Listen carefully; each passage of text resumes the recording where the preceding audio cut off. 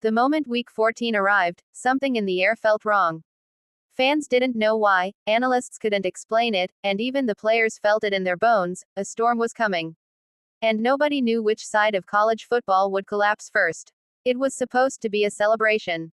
The rookie draft boards were glowing, scouts polishing their final notes, and franchises preparing to gamble everything on a new generation of stars. But behind the scenes, phones were buzzing, agents were whispering, and athletic directors were pacing the hallways like men waiting for a verdict. Rumors had already begun to leak.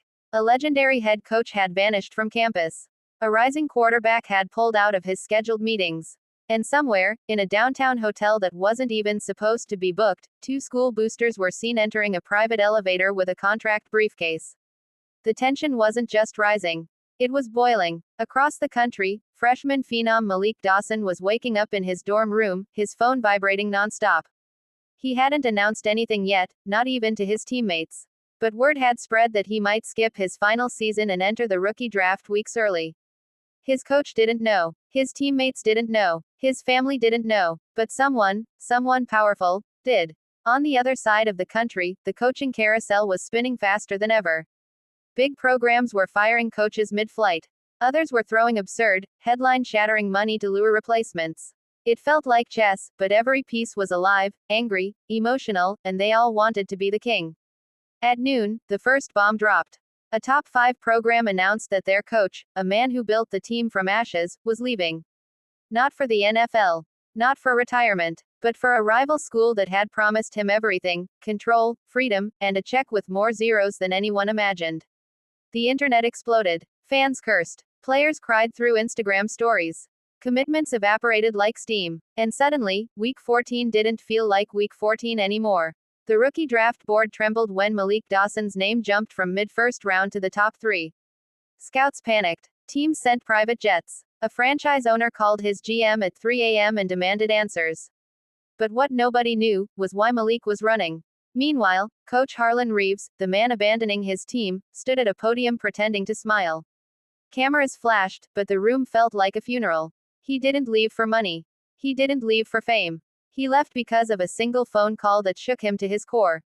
A recruit he trusted had confessed something. Something that made him question the people around him, the program he built, and the promises made behind his back.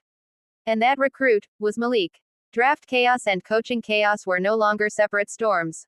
They were merging, twisting, colliding. As the night of the rookie draft grew closer, Malik showed up at a closed gym, hidden from reporters.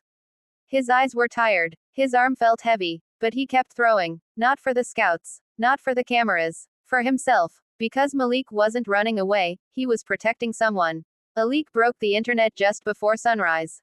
Reporters revealed a secret. Malik's coach had been approached with a deal to bench him for the final 2 games, sabotaging his draft stock, in exchange for a silent extension that would keep him locked in place. Reeves refused. And that refusal cost him everything. Malik wasn't leaving because he was scared. Malik was leaving because his loyalty had been used as currency in a negotiation he never agreed to be part of.